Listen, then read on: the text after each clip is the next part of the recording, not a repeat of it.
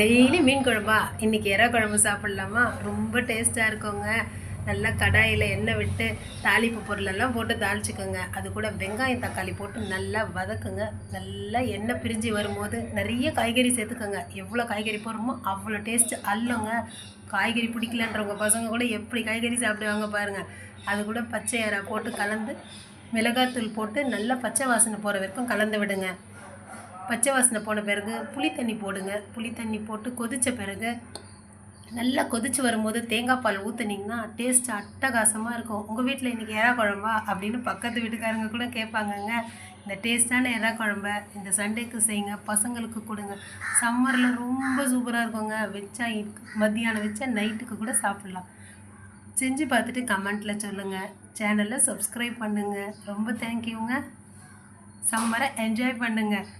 தொட்டுக்க ஒன்றும் வேணாம், ஒரு முட்டை மட்டும் போதும். எப்படி சாப்பிட்டு என்ஜாய் பண்ணுங்கள்.